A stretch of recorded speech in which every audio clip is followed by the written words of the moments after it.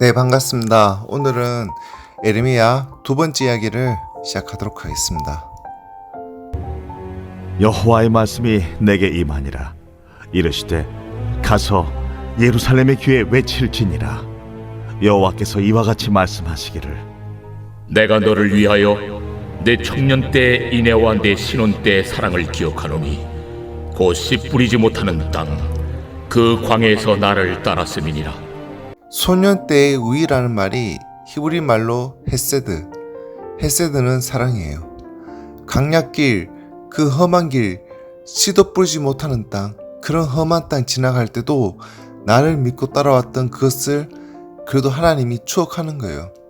좋았던 때를 추억하면서 지금 징계의 도수를 낮춰보려고 하는 거죠. 소녀 때 첫사랑 나눌 때 강야에서 그래도 나를 잘 따라줬다 하고 하나님께서 추억하는 거예요. 그래서 그때를 생각해서 독하게 못하는 거예요. 이스라엘은 여호와를 위한 성물 곧 그의 소산 중 첫 열매이니 그를 삼키는 자면 모두 벌을 받아 재앙이 그들에게 닥치리라. 여호와의 말씀이니라. 그러니까 건드리기만 해봐요. 다 죽여버렸지. 하나님의 첫사랑인데 어떤 놈이 가면 건드리나요? 이런 식으로 하나님께서 그 예루살렘, 다시 말하면 유대인들이 옛날 출애굽 당시에 강야에서 처음 대타할 때 그때를 추억한다는 거예요. 어려운 때, 그런 때를 떠올리면서 지금은 진노하시면 어떻게든 하나님께서도 심하게 하지 않으려고 하는 그런 마음을 엿볼 수 있는 거예요. 우리끼리 하는 말인데 하나님께 감정적이에요.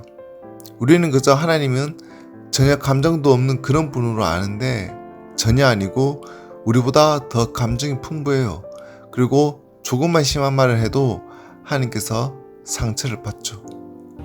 야곱의 집과 이스라엘의 집 모든 족속들아, 여호와의 말씀을 들으라. 나 여호와가 이와 같이 말하노라. 너희 조상들이 내게서 무슨 불의함을 보았기에 나를 멀리하고 가서 헛된 것을 따라 헛되이 행하였느냐. 나한테서 뭘 만족하지 못하고 무슨 불의함을 받길래 다른 신을 따라갔느냐. 그러면서 2장에는 이스라엘이 하나님을 배반하는 이야기를 하는데 그 배반한 일을 12절에 보면 너 하늘아, 이 일로 말미암아 놀랄지어다. 심히 떨지어다. 두려워할지어다. 여호와의 말씀이니라. 내 백성이 두 가지 악을 행하였나니 곧 그들이 생수에 근원되는 나를 버린 것과 스스로 웅덩이를 판 것인데 그것은 그물을 가두지 못할 터진 웅덩이들이니라. 그러다가 진짜 생명수가 된 하나님을 버리고 제멋대로 가서 우물을 팠는데 물이 나오지 않는 우물이에요. 물이 나오지 않고 저축이 안 되는 밑빠진 웅덩이를 팠다는 거예요. 3장에는 이런 말을 해요. 유다가 하는 꼴을 딱 보니까 하나님이 무슨 생각하냐면 이 사마리아 북왕국을 내가 괜히 멸망시켰다는 거예요. 사마리아는 지금 예루살렘의 죄의 절반도 범하지 않았다는 거예요. 사마리아는 하나님을 등진 것 정도 배역했다는 건데 예루살렘은 폐역했다는 거예요.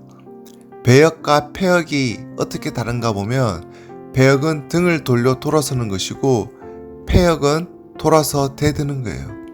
그러니까 예루살렘이 사마리아보다 더 악하다는 거예요. 사마리아는 하나님께 등지고 돌아서 버린 정도고 예루살렘은 하나님께 대들 정도로 폐역했다는 거예요. 그래서 지금은 무슨 생각하느냐 하면 지금이라도 배역한 딸 사마리아가 돌아오면 오히려 받아줄 마음이 있다는 거예요. 그게 뭐 썩 받아줄 만해서가 아니라 예루살렘이 워낙 못하니까요. 이 폐역한 예루살렘을 볼 때 그래도 그 자매되는 사마리아가 지금 돌아오면 받아줄 마음이 있다. 이렇게 말씀하실 정도로 예루살렘에 대해서 하나님이 속이 상하는 거예요. 4장에는 유다는 점점 항폐해져 돌이킬 수 없는 데까지 항폐해져 어떻게 해볼 수가 없다는 거예요. 어떤 사람을 어떻게 고쳐보려고 애를 쓰는데 아무래도 안 된다는 거예요. 도저히 돌이킬 수 없는 데까지 가서 정말 낙심되는 거죠. 슬프고 아프다. 내 마음속이 아프고 내 마음이 답답하여 잠잠할 수 없으니 이는 나의 심령이 나팔소리와 전쟁의 경보를 들음이로다.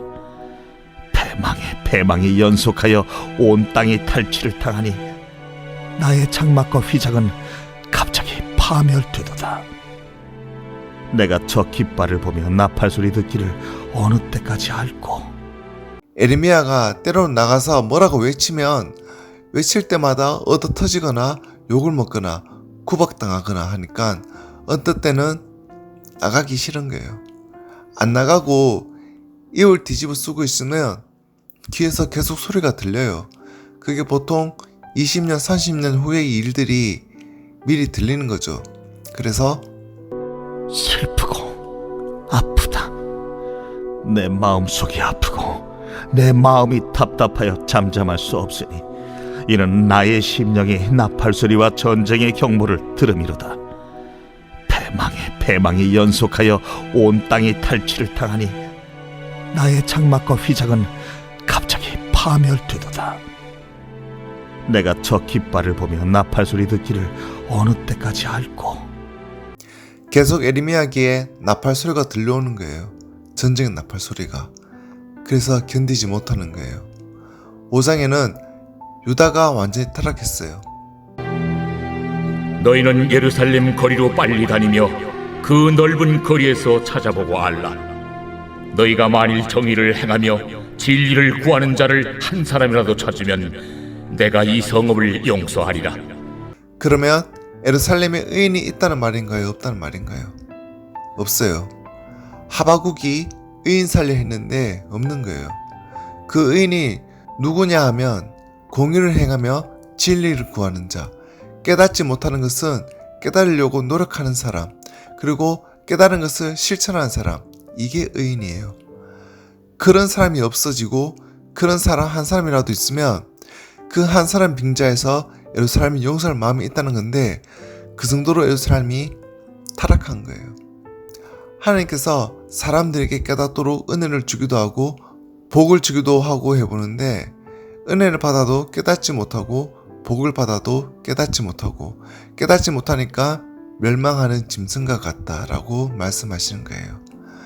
자, 오늘은 여기까지 하겠고 다음 시간에 세 번째 이야기를 하도록 하겠습니다. 감사합니다.